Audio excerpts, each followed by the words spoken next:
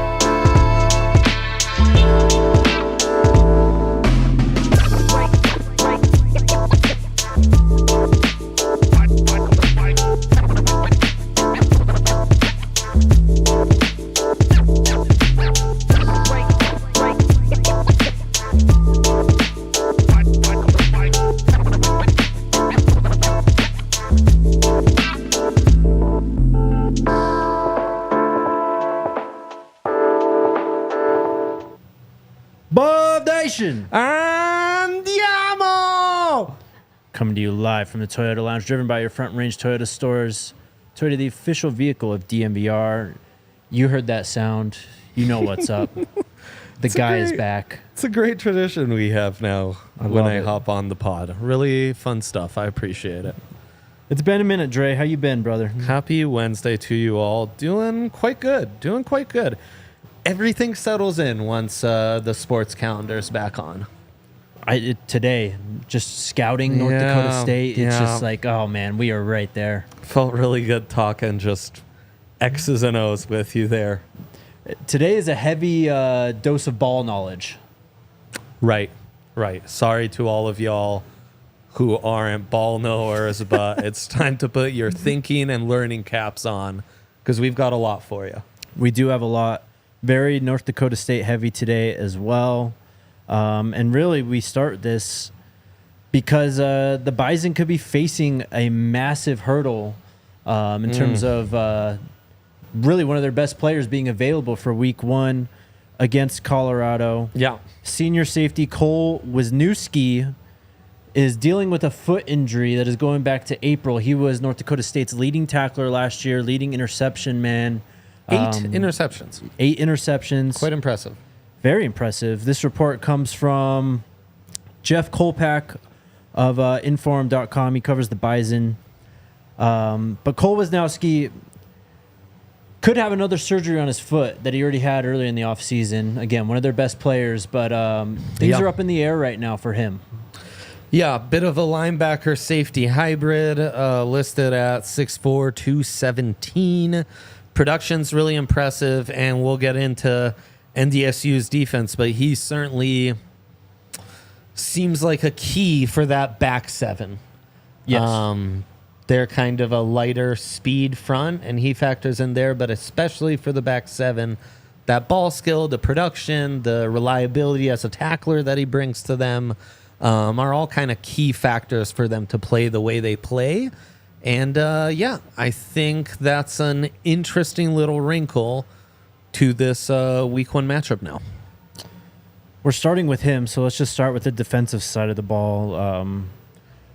I think we both watched South Dakota when the Bison lost to them in like Week 5 last year. It was a close game. Mm-hmm. I watched Montana State in the playoffs. We watched South Dakota in the playoffs. Yep, South Dakota State in the Natty, and then I caught a little Northern Iowa late in the regular season as well. Northern Iowa, always one of the better FCS teams like NDSU. So let's dig into it. What immediately stood out to you about the Bison defense? It's a 4-man front, no matter what, at all circumstances, and they are just your typical one-gap defense. See ball, get ball, just run to it. And so they'll be fast. It'll be an interesting test for the Buffs' new offensive line. And I think that's really the first thing I'd get into. I don't want to jump too far ahead. Yeah, no, that's immediately what stood out to me too. They are fast, they're aggressive, Yeah. We'll get into how aggressive they are, but in terms of, coming downhill and if it's a run play, I mean, they are just screaming from all sides of the defense. Not really the biggest defense, No, obviously. quite small, in fact. But what you said, 4-man front a lot of the time. I don't think they have an impact defensive lineman, just from what I saw. No one really stood out to me. I think that's fair. But they run this they have 2 backers, but they also have a third, like an overhang, and then they have another edge that they'll kind of walk up on the outside of that last defensive lineman who's playing like a 7 or a 9. Yeah, and it's a zone-heavy coverage too, so you'll often see if there's a, off-balance set, tight set, that corner will be right there next to the offensive line, making that front look a little different.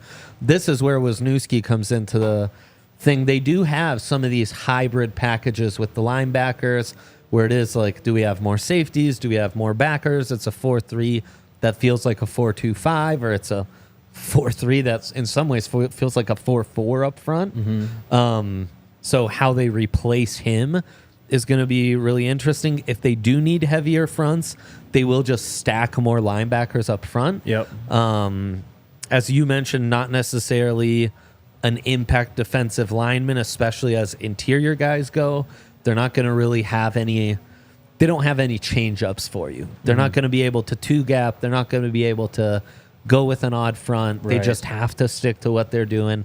They have to tackle in space. Yep. And they have to make that speed prevail, because if it's not, it's going to be a long day for them. Yep. Do you want to dig into more of the aggressiveness, or you mentioned the coverage stuff already too? Where do we want to go with this on the defensive side? I think we could get into some of the counters. Okay. Because I think part of this front is that there is some over-aggressiveness. I do think that you can, with some misdirection, some of that stuff that Lincoln Riley and Andy Reid, and we saw from the Buffs offense early in the year last year, the old pull to one side with your O-lineman, but the play is actually being run to that side. They could be very susceptible to that. I think they could really get got by some play action game because they are overly aggressive. Yeah. But you're also going to have to get the ball out a little quicker in coverage. I think the strength of this defense is the front. They struck me as not the most dynamic in the secondary and very susceptible to getting burnt on the outside. They're just nothing special on the outside. They're going to try and funnel everything inside. And I think you just want to give your outside playmakers as many chances as they can to just break a tackle and try to break off some big plays. I also think this is a defense that could be very susceptible to the outside passing game and just being attacked that way, which isn't something you saw a bunch in the FCS, even when they played against the biggest teams, for that category. It was still kind of teams that matched their vibe and were more like a run first. Yeah, I mean, wonderfully put. It's a lot of cover 2. I saw some Tampa 2, some cover 3, cover 4. It's heavy zone. But they do, and I should actually context this at first here. So they do have a change in coordinators coming into this season, right? As well as a new head coach. So there's a lot of things that we probably saw on the film that are just not going to happen this season or in week 1 for sure. So their defensive coordinator now, his name is Jason Petrino. He spent the 4 years before that at Southern Illinois. But, the talent is what they have on defense. It's North Dakota State. They're not going to be you're the FCS. You're not going to be a heavy, portal team. You know what I mean? It's a lot of recruit and develop type of just talent that they bring in and bring up. But, as you go to the coverage stuff, I don't think they have the guys to match up with Colorado in man coverage at all. No, and especially if Wisniewski's out. And frankly, more so of a red flag for me on defense was their linebacker unit. I think their linebacker unit really struck me as not the most mobile in coverage, not the best at defending the run. You really just got to hope that they read the play quick, they guessed right, they were able to shoot the gap and made the tackle once they broke into the backfield. Because if they're not doing that, they're in trouble. Yes. And I just think because their strength is that defensive line, you can really establish the run And if they start struggling with the run with that undersized defensive front, then the game, it's going to be a really long game because now they're guessing they can't stop anything, run or pass, and you just can kind of have your way, and Shedeur can pick and choose. Definitely. I think that's the recipe, at least for Colorado on the offensive side of the ball, establish the run. And I think the screen game too. And that's something that the Buffs got away from as the season kind of progressed last year. And I think a lot of it was just because, I mean, Shedeur was already under siege. You don't want to invite more pressure. And they obviously just didn't have the guys, the linemen, to, you know, kind of run out in space and create blocks on a lot of those more intricate screens, I guess. More like more development in the play type of screens. As I said, they will blitz a lot, though. They love blitzing out of that kind of slot defender, whether it's the linebacker, the overhang, or it's a safety out of the slot. They like to create pressure that way, so they'll send 5-6 guys a lot of time. Bunch of the time. And then sometimes they do it, and it's cover zero. Like, they're just trusting and hoping and praying that they're going to get home. They're really counting on getting there fast. And, that's why I think Shedeur, this is a game where I'd prioritize just getting the ball out quickly. Not try and hold on to the ball and make too many big plays. Just to start the game, just get in that rhythm, get it out quick. Because these guys on an island in space, they're going to have their hands full trying to tackle CU's athletes, no doubt. And then, I mean, I think you're going to see a decent amount of those 4-2-5 looks and those more stacked looks, and how Shedeur's reading that pre-snap and audibling to the run, I think is going to be another key to this game, you know? Just be able to lean on that. But yeah, I think that's most of the defensive notes I had there. On the offensive side of the ball, going up against North Dakota State's defense, South Dakota State's. Or South Dakota. I just completely confused myself. Colorado's defense going against North Dakota State's offense is what I meant to say. They've got a very experienced quarterback. He's played a lot of football. But they do kind of have a 2-quarterback system going. Cam Miller's the starter, number 7. He's going to be one throwing the ball around. But an interesting wrinkle that I noticed is they brought number 9, Cole Payton, in, who's a bigger quarterback. He ran the ball a lot on the goal line. They would even have some sets where number 9, Cole Payton, would come in and act like a running back almost, and Cam Miller would hand it off to him or pitch it to him. That's an interesting wrinkle. The scouting report on the defense is almost opposite, or on the offense is almost opposite than the defense was, because the offense is more heavy. They run a power scheme versus like your one gap and being lighter. And they are very run oriented. And that includes the QB runs you just mentioned. That includes some kind of exotic run packages with like 3 guys in the backfield and a running quarterback. You're going to see a lot of run pass type concepts that the quarterback gets to pick from, even though they're not going to look like your power spread, air raid, RPO type of look, where you're from the shotgun and you're like choosing whether or not to give it to the running back right here as you're reading that defender. But they will operate in the same way, where the quarterback basically gets to pick and then is on the flat and can pick, do I run or do I dump it off? 12-man runs is basically what you got to be careful of, because the quarterback will function as a de facto running back, and basically they'll look like wildcat sets. It's going to be lots of 2 running back sets, lots of 2 tight end sets. It's just heavier, more old school football.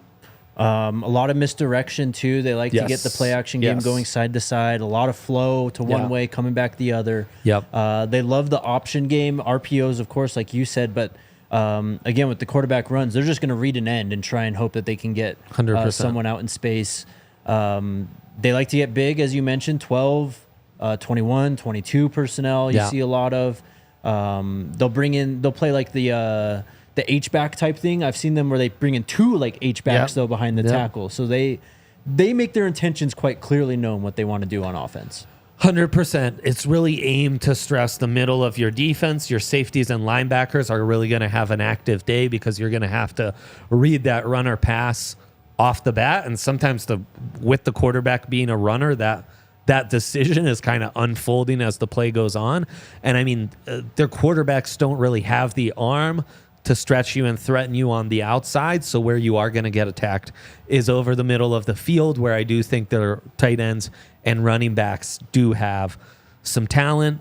The other advantage that running that kind of RPO type stuff has is your O-line gets to function and just run block, even though that play might be a pass, right? Yep.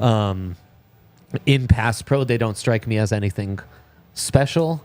They're not the biggest offensive line. They move fairly well, and you let them get downhill in that more power type scheme where, you know, it's blocks in motion, getting downhill and filling new gaps. They're going to be able to do some stuff for sure. So it's a nice test for the Buffs' new defensive line and their ability to stop the run for sure. I will answer that question on the other side of this break. And shout out to our new friends over at Z-Biotics, Dre. There he is. I'm in the first year of my 30s right now, Dre. Oh, man. And, you know, when I go out and drink, I don't bounce back the way I used to very much longer. No. I need some help. This is where it starts. And this is where our friends from Z-Biotics come in. A little pre-alcohol therapy for you? Yeah. Whether it's vacations, weddings, birthdays, or reunions, there's so much going on. Get the most out of your summer plans by stocking up on pre-alcohol now. Go to zbiotics.com/DNVR Buffs to get 15% off your first order. And use that code DNVR Buffs at checkout. Pre-alcohol is backed with a 100% money-back guarantee, so if you're unsatisfied for any reason, they will refund your money, no questions asked. Again, head over to zbiotics.com/DNVR Buffs. Use that code DNVR Buffs at checkout. You'll get 15% off. And thank you, Z-Biotics, for sponsoring this podcast. Damn straight. You want to tell our people about Circle K? You know what the deal is with Circle K. Always a great time to stop at Circle K. I've got a couple on my drive to work that I always hit up, whether it's time to cool off with a nice Polar Pop, get some snacks inside. My Circle K, the one closest to me, it's one of the few places I find around that has the gummy burgers and pizzas. You ever had those? Of course. Those are so good. Like elite gummies.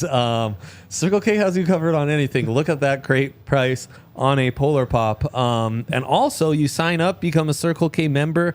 Not only will they text you some great deals, but that's where you punch your number in at the pump and you're going to get some really sweet discounts at the pump as well. Visit circlek.com/inner-circle. That's circlek.com/inner-circle for more information on how to become an Inner Circle member.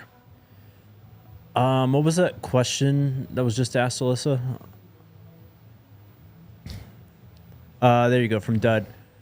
He asked, how do we know they're going to run the same offense? We won't be running the same as last year.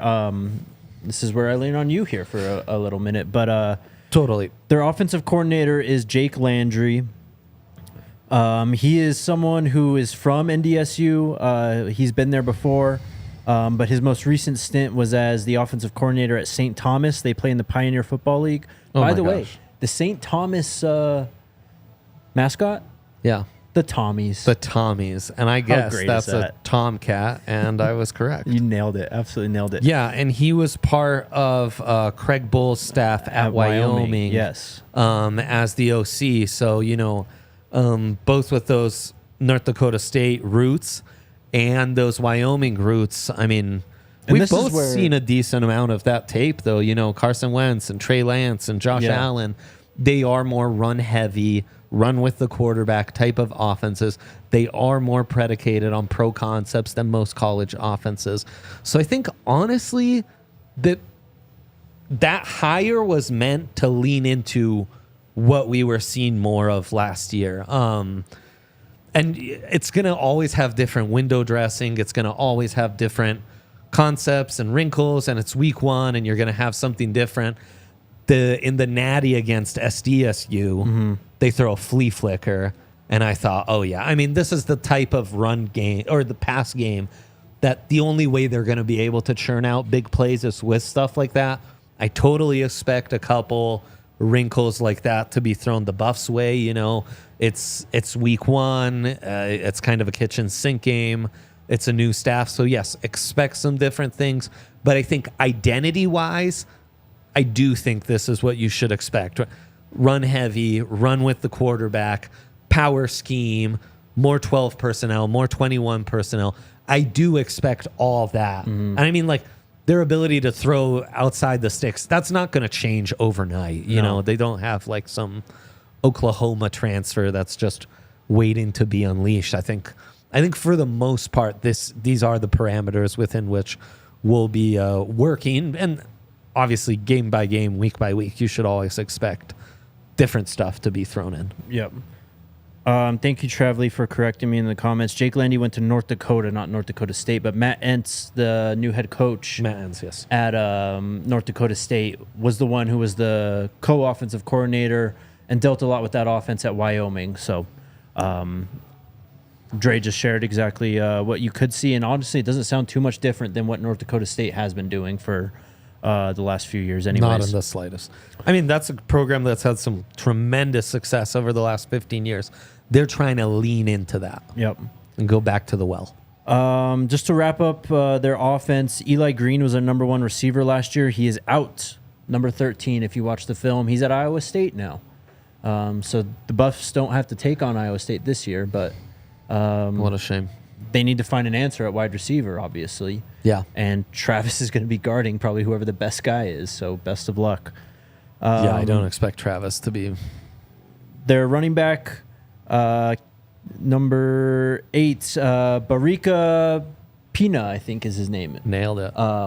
He is returning. He had 512 yards rushing last year on 96 carries. They had a few backs kind of split up the workload, but Barika seems to be the returning guy. And then, again, that quarterback, number 7, Cam Miller, again, played a lot of football, man. So this guy's going to be experienced. He's coming into his senior year, but he is not even close to the Trey Lance, Carson Wentz type that they've had before, where he is just the machine behind that offense. Not even, who's the guy the Chargers, Matt Eason? Oh, Easton Stick. Easton Stick. Yeah. Thank God you knew what I was talking about. I got you. Yeah, he's not even that level. He's a bit limited there. Yep. Bit limited. But he's an experienced quarterback. And yes, he is. That in and of itself is something to factor in and be aware of. All right, let's move on. This is going to kind of transition into our draft. If you could pull up the image from that tweet, Alyssa. This is from Kelley Ford. We've talked about him before. He's super analytical. He does all these projections and predictions, but also with like real analytics built in. He has a preseason version 2 rankings that he put out at the end of June. I believe we talked about this with the Buffs coming in at 43. How these ranking works is it's points per game above or below FBS average. The power ratings, he says, are designed to be purely predictive or forward-looking, and it's not a resume metric, so it's perfect for this time of year where we're kind of projecting. This graphic that we have on the screen right here, he put out today. It's the projected one-possession regular season games for basically Power 5 schools, some G5 schools in there as well. But Colorado alone at the top with 10. He's projecting 10 one-possession games for this team this season. And that's coming after, That'd be so epic. It would be insane. But this is coming after the Buffs lost like 4 or 5 games last year that were 10 or I think it was 9 or 10 points or less.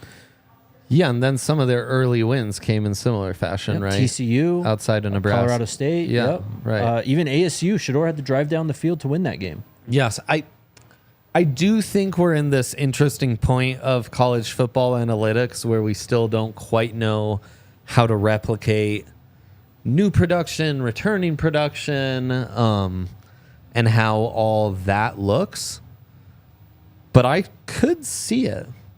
Also, their schedule, it's going to be a lot of teams they match up fairly well with, but shouldn't overwhelm or blow out either. Yep. All right, let's get into the draft then. Yeah. So with that info, Kelley Ford at least is expecting a lot of close games. Yes. And let's talk them out. Let's draft what we think will be the most likely wins for the Buffs this season. Let's do it. It'll be a full 5 rounds, so we'll each get to pick 5. We'll do it snake style. Yes. I'll go first, so you'll get 2 picks after, and then from there on. Okay. I love it. I'm going to start with the G5 team on the schedule. Not the FCS team, the G5 team. I'm taking CSU. I think that's the most winnable game. It's on the road, I get it. But I think the Buffs have improved their roster dramatically. And as I was telling you in this office, a lot of the talk coming out of Fort Collins is, we can't wait to beat these guys. We want to get revenge on last year. But I think an underrated aspect in this game is how badly Colorado feels like they need to get revenge on Colorado State after what happened last year with the Travis hit, with how they tried to target Shedeur with the 15 or whatever personal fouls. I think CU feels very disrespected with how CSU played that game, and they're not satisfied with the win that they had last year. So they're going to come out and put a statement game on CSU. So I'll take them first. We're going 5 rounds? 5 rounds. So only 2 games will not be picked.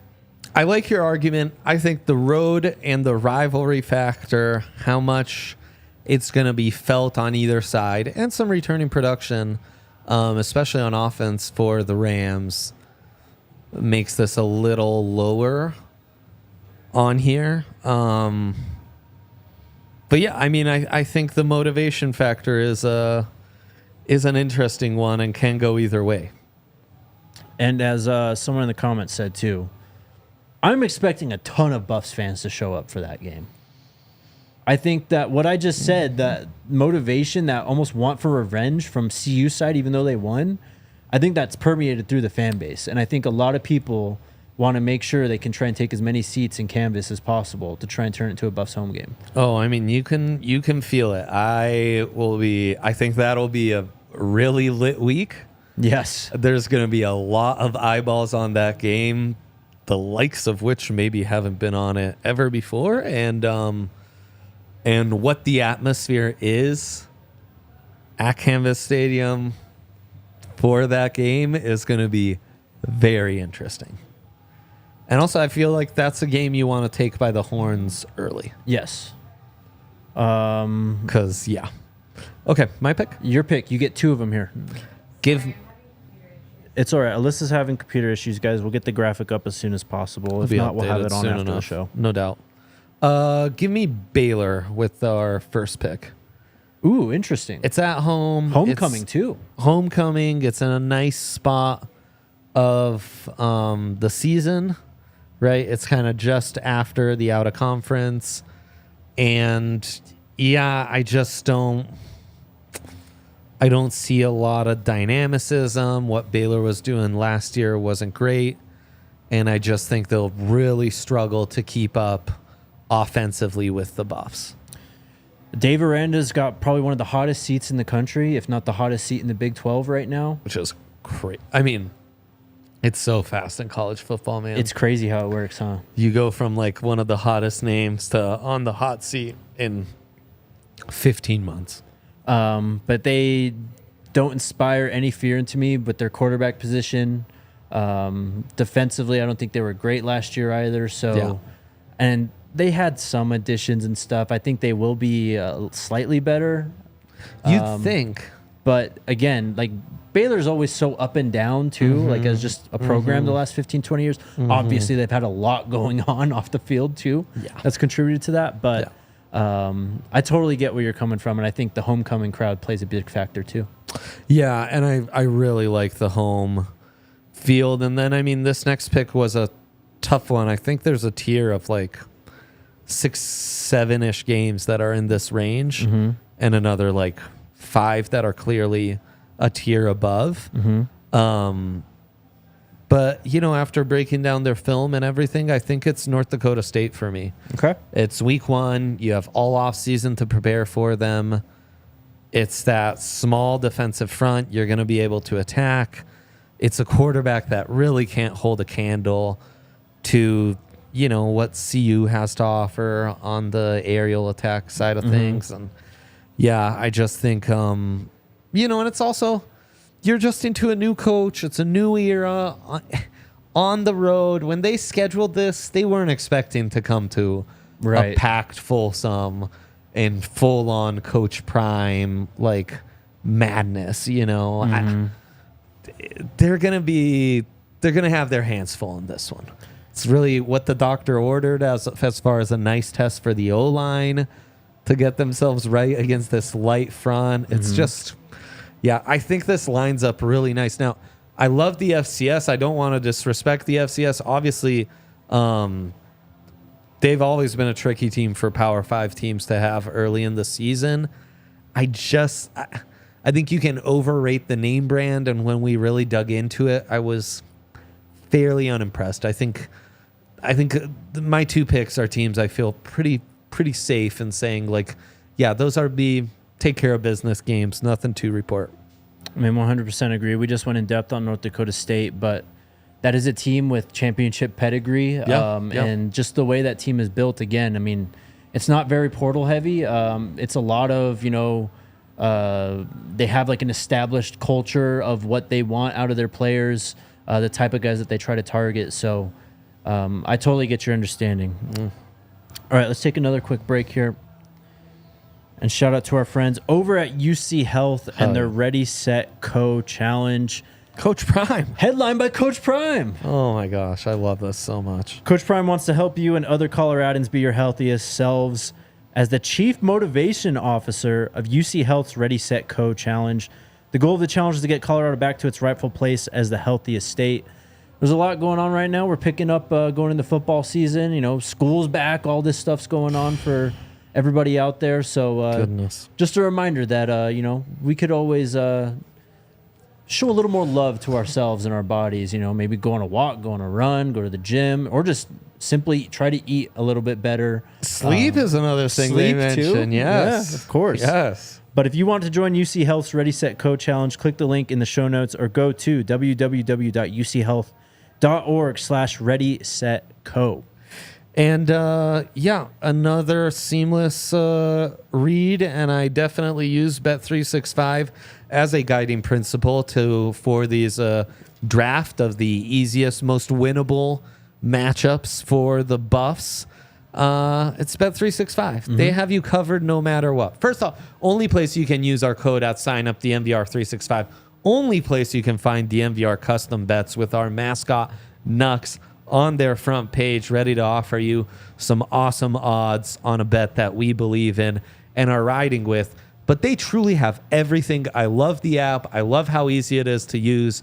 I want to find win totals on the Big 12. They got me. I want to find odds to win the Big 12.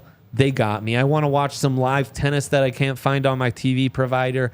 They got me. I want to watch Italian basketball on there. They got me. You're a ball knower, lover, and so on and so forth. It's the one place I can find like game times, in fact. I know. Already. I was doing this with like Christmas Day games on a Nuggets pod, was the one place that actually had the times laid out for you. Bet365 knows ball. They're just the best. You use their code, you use our code, $5 minimum bet on your first bet. As soon as that's settled, win, lose, or draw $150 in bonus bets to play with, and they've got other amazing offers. Must be 21 plus and physically located in Colorado. Please gamble responsibly. If you, someone you know has a gambling problem, wants help, call or text 1-800-GAMBLER. All right, back to our draft of the most winnable games on Colorado's schedule. Yes, that is right. Yeah, we got Jake on the turn here. I am next, and I think there's one team that stands out from all those left, and it's the Cincinnati Bearcats. Because it's a home game. It's coming at home. It's a home game. Cincinnati projected to be, in the, I guess, contention is the right word for being the worst team in the Big 12. Yeah, yep. They've really fallen since Luke Fickell left that program. Indeed. They just haven't been able to keep up the supply of talent. Losing your coach and going up a step in conference is a pretty lethal combo, Yeah. They do have some impact players that you need to keep an eye on, most notably on the defensive line. Dante Corleone. Dang. Have you talked about him, or have you dug into him yet? No, I haven't. He's on Bruce Feldman's freak list, like number 31 or something. Oh, sure. He's legit, yeah. But I think outside of that, quarterback, they don't scare me. And I just think overall, talent-wise, Colorado has a pretty massive edge over them. I love it. Who's your next pick? My next pick. So this is where things start to get a little bit more dicey, right? We're going to have to pick some road games. Yeah, it's road game time. And I'm going to pick Nebraska. Ooh! Give me the corn. Love it. A true freshman quarterback. He is a 5-star. He's highly touted in Dylan Raiola. But this will be his second career collegiate game, and he's going against Travis Hunter and Robert Livingston's defense.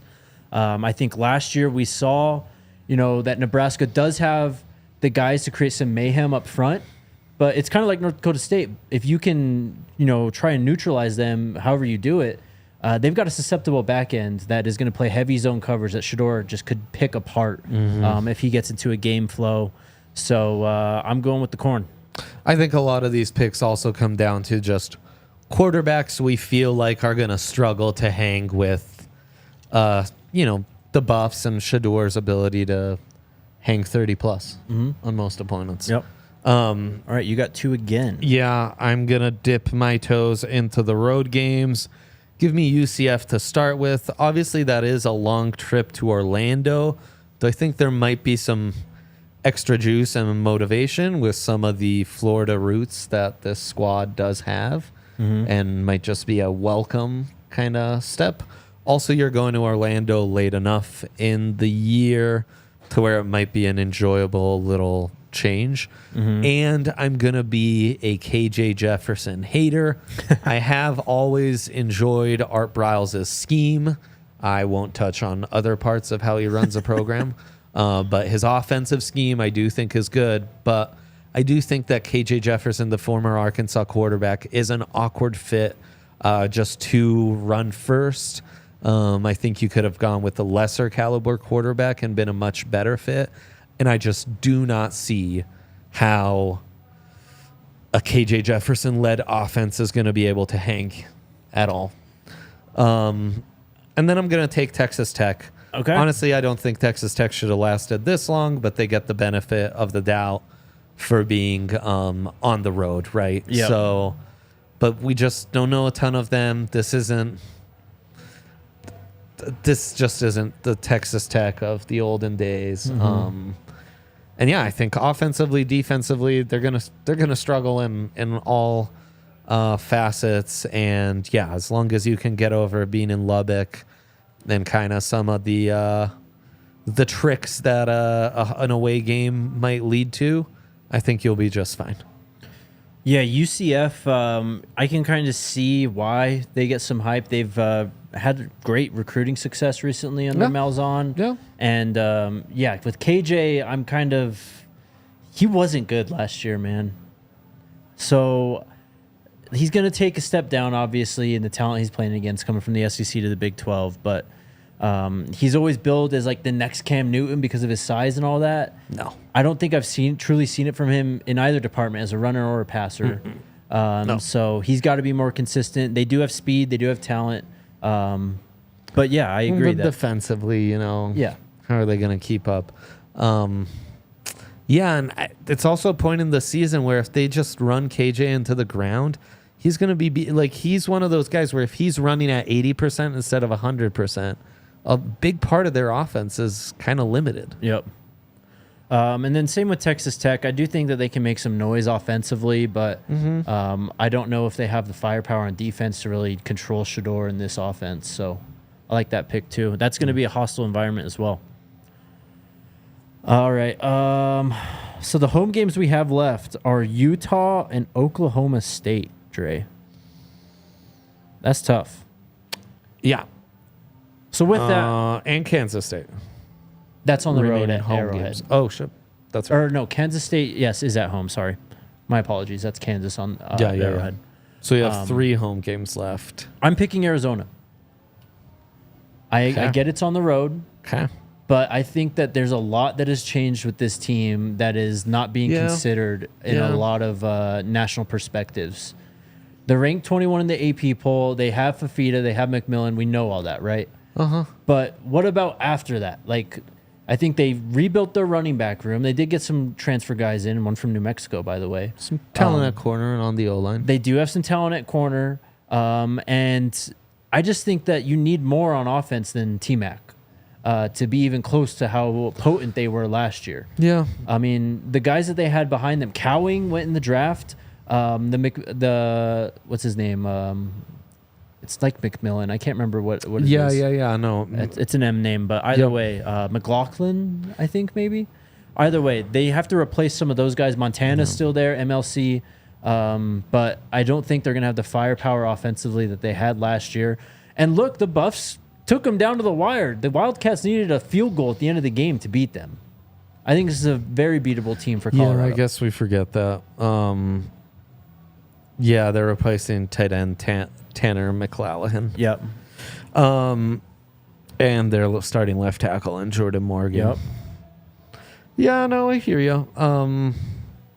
I just think like our thinking is, how do they match up offensively with a lot of those? That's a team that could hang. Definitely. You know, For sure. I get my last one here, I think. Yes, that's right.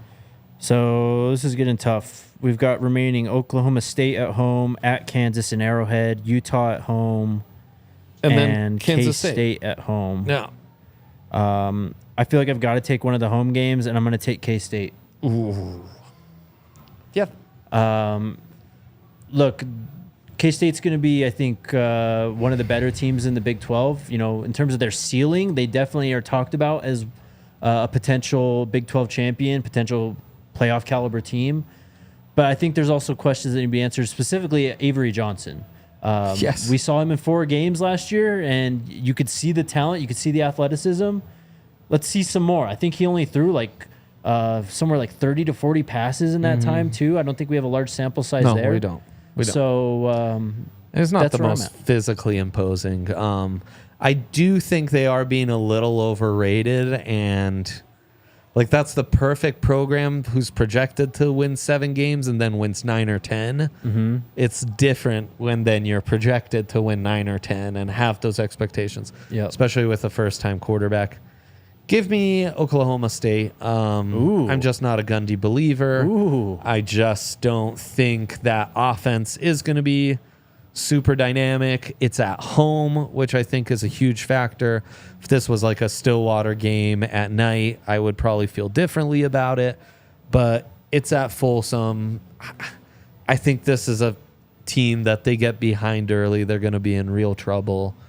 And yeah, I think we overrate them every year because we think of the Gundy teams from like 15 years ago that they haven't been that program in a while.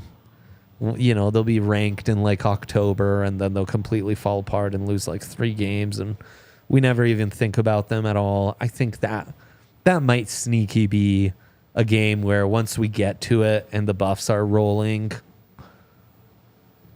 like I wouldn't be surprised if the Buffs were favored by over a touchdown in that one. Yeah, I mean, With home factor and everything. they've got Ollie Gordon. Like, we know the story. We know what they're going to try and do on offense, but their quarterback is entering like his 8th year and still struggles not to turn over the ball all the time. Well, he's bad. And yeah, he's not good. He's not good. Hasn't been for a while. And I mean, we all love Ollie Gordon. We love what he did last year. He is a handful once he gets head of steam. He's also not, we're not talking about him as like this is a running back who's going top 10 in next year's draft. Right. So while he is a high-end caliber run, this isn't Bijan. This isn't Zeke Elliott. This isn't Christian C-Mac, McCaffrey. yeah. This isn't even Derrick Henry. Right. I think he's a bit more of a, not a one-trick pony, but he lacks some of the dynamicism that those teams have. And obviously that's a big test for the Buffs' run defense, but also I think a test they can pass. I love it. So that leaves Utah in Boulder on November 16th, and the next week, November 23rd, at Kansas in Arrowhead off the list. Yeah. As the 2 least winnable. Honestly, I would have taken Kansas probably. It's a toss-up with Kansas State. I think so. I kind of want to say I trust Jaden Daniels more than I trust Avery Johnson, but I don't think I truly believe that because Jalen Daniels has been off the field a lot. Oh, sorry. You just woke up a lot of people. Scared me. I'm sorry. But yeah, I think that, Jalen Daniels, his health is a massive question. And can he make it to 100%. week 11 against the Buffs? You know what I mean? So it's like, yeah, Kansas has been a nice team the last few years. They've surprised us, right? They used to be one of the worst squads in the Power 5. Now they're actually frisky. They'll win 7-8 games. And yeah, Daniels is a nice college quarterback, but it's feeling a lot like Washington State and Cam Ward, where it's like, well, pump the brake, guys. If you've ever bet on this team in the last couple years, that big week comes and you're like, oh, they're a frisky dog, you're going to lose your money more often than not. They're not. I kind of feel about them the same way. I think Oklahoma State and Kansas might be closer to Nebraska than we think they are. I think you're right. That they're closer to them than I think a Texas who used to run the Big 12 or an Oklahoma. 100%. So yeah, and the preseason top 25 rankings a bit deceiving. I'm quite rich for my blood. There it is. That was fun. Beautiful. All right, we've got time today, so jump in the comments, get your questions in. Also, subscribe to the channel. Feels like a great transition to mention that most of these games you'll be traveling to. Yes. Already some great events coming up with the Nebraska game. Mm-hmm. Even better events coming up with all our Buffs tailgates going live now. Those are always a blast. And then Jakester, we're doing a fun one week 0 here at the bar. Yep. So live Buff show. Mm-hmm. Ticket giveaway. For week 1, yep, versus NDSU. Right, which is awesome. And you can, pop on the show and win trivia to win tickets. You can be at the bar and part of our raffles. Mm-hmm. And then there's an online, check our socials because we've been running that for a week now. So, our poor out-of-state listeners who are like, what the hell? I'd like free tickets. Okay, well, that's your chance. Yep. Retweet the post. It's pinned on the Buffs page. You have to follow DNVR and Coors Light, I believe, and then comment your favorite Buffs player, and you were entered into that drawing. But you also need to RSVP. If you plan on coming down to Denver to the DNVR bar on a week from Saturday for this giveaway, you need to RSVP. The event is up on our site, thednvr.com, if you want to go check it out. Yeah, we got a lot of cool stuff coming your way. And then, we got to confirm Breck Brew's going to be providing a bunch of beers. We'll have rotating food at the tailgates, including illegal Pete's. I mean, it's going to be an all-timer here. So if you're making the pilgrimage or you want to tailgate at least a couple times, now's the time to go to thednvr.com/events and check all that stuff out. Get your tickets now while they last. Beautifully said. All right, what do we got today? Man, this playlist at the bar. Oh, we're full speed right now. It's just banger after banger after banger. My goodness. We've had some System of a Down. We're at the third Blink-182 song of the show right now. It's like old school Blink. Yeah, a little Nirvana there earlier. It's great. Oh, man. What's up, Warren? Have you guys seen the commercial with the Coach Prime pigeon? I have. It's amazing. They've literally turned Coach Prime into a pigeon to pitch a certain TV service. Wow. Yeah. It's a great call. I'll show it to you. Warren, again, should we be worried that NDSU won 5 of their last 6 FBS matchups, including a top 15 Big Ten school? Yeah, I mean, they were playing better at the end of the year. I think the first game we mentioned against South Dakota and not South Dakota State, they lost that game in kind of shocking fashion. And what I noticed was they leaned into their identity that much more. Like they went even heavier on offense. They were running the ball more with the quarterback. And on defense, that's where we saw more of those hybrid fronts, more stack sets from the linebackers and what have you. So the Buffs are going to have to be ready for that, Warren. I mean, beating a top 10 Big Ten team's a That's the perfect, like, don't fall into the trap of being an Iowa type squad and just like playing 2 meat and potatoes, you know. Speaking of Iowa, that's the last time that North Dakota State beat an FBS team was in 2016.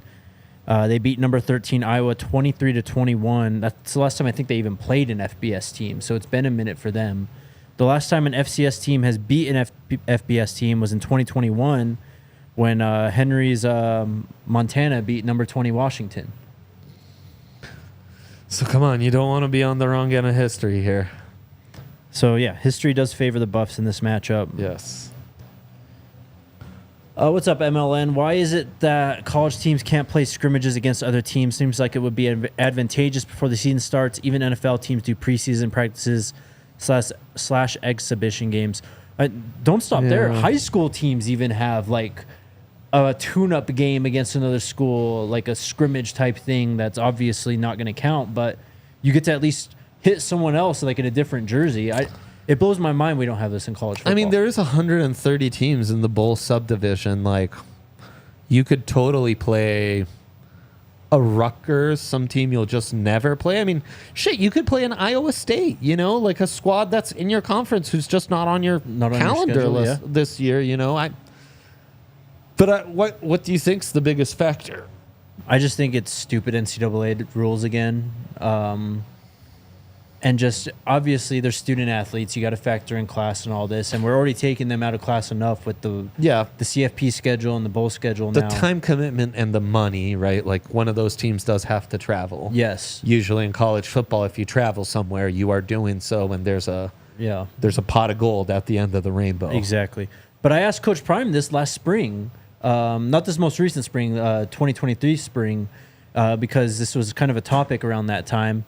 And he was all for it. And I'll take it even a step like lower than what you were saying. Why can't we just schedule like Northern Colorado or Mines or something?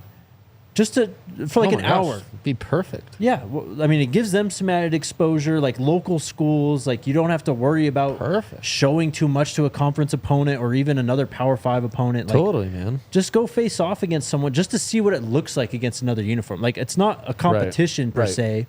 I just want to see them against another uniform is all. Yeah, I'd feel bad for Air Force. They wouldn't be able to schedule shit. No one wants to do that one. Right? Like, hey, guys, everyone's scrimmaging now. Let's do that Air Force scrimmage. Like, nope. We ain't scrimmaging with you, bro. But, I mean, dude, that's those conversations with Coach Prime, and it translates to the chat. Like, you guys are so far ahead on the future of college football on this podcast that when you look backwards, you can see the future. Like it's truly like for sure. It's forward thinking, and I'm sure not too long from now you'll get there. Honestly, John asks, "Who were the 2 players Coach Prime told to get off the field during the first scrimmage?" I don't remember, man. I'm sorry. I apologize. What's up, Atlanta? Stay focused and informed. Asks, how many TFLs will Chidozie and Buell have against NDSU? I think there's a potential for like 6 to 8 at least. If they're going to keep running this, you know, sideways type of motion type things, it takes one beaten block and then you're tackled for a loss. I think this is more of a sack game than a TFL game. Okay. Because, you know, their line's veteran enough, pretty good run blocking. Yeah. And their running backs have decent vision, even if they're maybe not the most like explosive running backs you'll ever see. So I do think that's an area where they'll be pretty sound, and I don't think you'll have too many negative plays in the run game. But I think if we're talking sacks, that could be an easy like 5-sack game, especially if you're nursing like a double-digit lead into the second half, and then they do need to go a bit away from their identity. I think that could be huge. Master Stickwork, no practice today. I've talked to Neely briefly. Sounded like there was a practice, right? I think there is. Obviously, before the show, we didn't have well off or anything, so I don't know what's out on YouTube right now. Right. But checking the CU Buffs page, we don't really have anything for practice today, so. But I will be able to get you confirmation tomorrow, because tomorrow Uncle Neely will be doing the show with me. Let's go. Legend. Yep. Godsaw beginning and nose end says Travis for 50-plus yards, or will this Sheppard kid reduce his targets? Shedeur should have at least 325 passing yards every game, right? I think in theory you could put Shedeur down for 300-plus in every game. Of course, it all depends on the offensive line and everything, but they've got big play potential. So Travis, they are talking about 50-plus yards per game. I think so. So I think that'll more come and go depending on the matchup. Do you need Travis? This is a year where I don't think you necessarily have to rely on him. And yes, Shedeur over 325 every game does sound right. Does sound nice, right? Certainly within his skill set would fit the narrative of them being in double-digit type single one-score games. Yeah. I think this is a different Buffs team, which will be able to run the ball better, which will be a little more balanced on offense between run and pass. And part of that is to protect their star quarterback, and God, maybe even bench him at the end of a few games, which would be could you lovely, imagine? right? Oh, man. To the point where maybe that is less of the expectation. Actually, your hope is they're nursing like a 2 and 3 touchdown leads in some of those fourth quarters, and Shedeur didn't have to throw for 325. So maybe every game is not the hope, and our first 2-round picks there, so like 4 games at least, you hope that they can avoid having to do that to win, and maybe pump up Charlie's numbers in the run game or what have you. So that's the dream. Speaking of Charlie, who do you think will start week 1 at running back? Oh, great question. This one's all yours. I think you have to say Hayden at this point, but I'm going to say it again, man. Micah Welsh is no one to, discount in this race. And I think that the work that he did in the spring is it shouldn't just be thrown to the side and like wipe the clean slate. No, totally. He forced a lot of those guys out because of how he played. Damn straight. And I mean, what does starter mean? Does it mean the guy who ends up with the most rushing attempts, or is it merely the running back who's in the backfield with Shedeur on the very first snap? We shall see. It'll be an evolving thing, and I don't think the Buffs truly know. They'll see how it all plays out. I guess my dream of Draylon Miller, though, getting touches in the backfield is put on hold at least for now. Maybe. I don't want to speak like declaratively here, but I like it.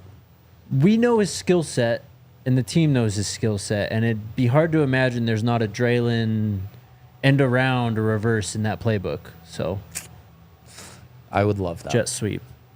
Yes. All right, a handful more. Powers asked, which game has more bad blood, CSU or Nebraska, and why? I think it's easily CSU in my opinion. At this point, it's CSU by a mile. Yeah.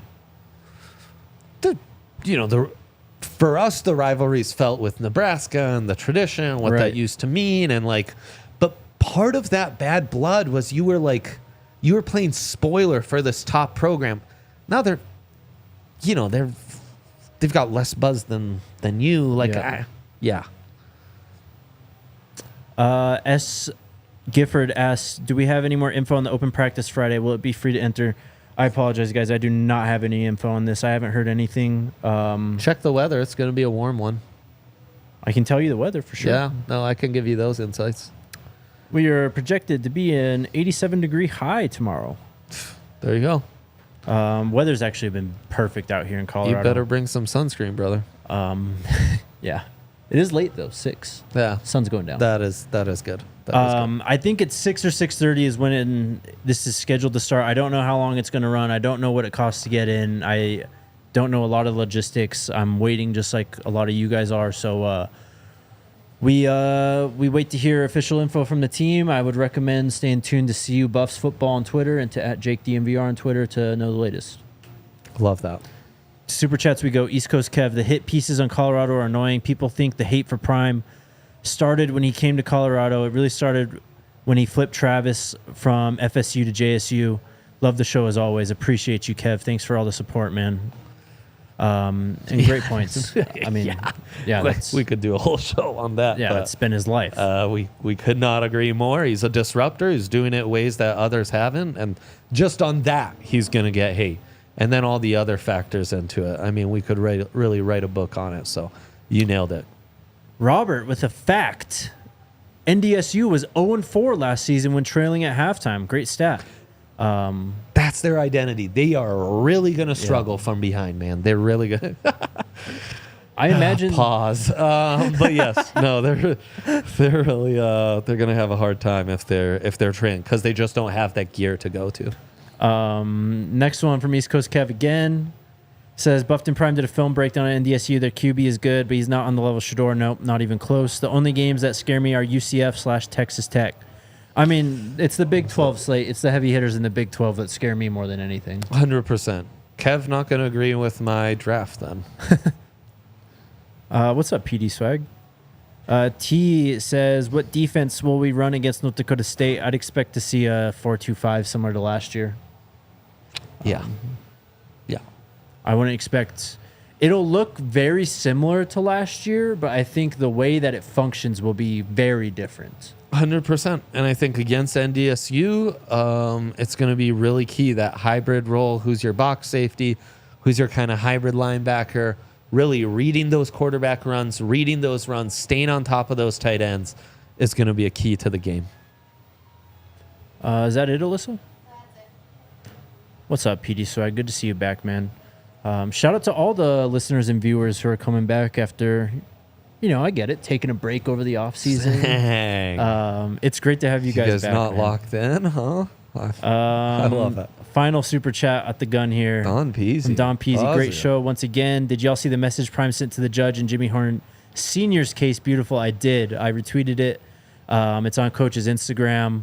I guess Jimmy Horn Sr. is having some kind of hearing, or I didn't dig too much into it, so I apologize if I don't have the details right. But he's going to have some type of hearing, I think, to do with his sentence this weekend. So best wishes to him and the Horn family. Yeah, absolutely. Prayers up on that. Alrighty, guys, this was fun, Dre. Appreciate you, my man. Appreciate you, brother. We'll do this again soon. Someone asked when we'll do season predictions. We'll have those, I think, next week, probably sometime, and then it's football time. Oh my God, it really feels like it's here finally. All right, nearly tomorrow. We'll see you guys then. Go Buffs. We all silly like the mayor.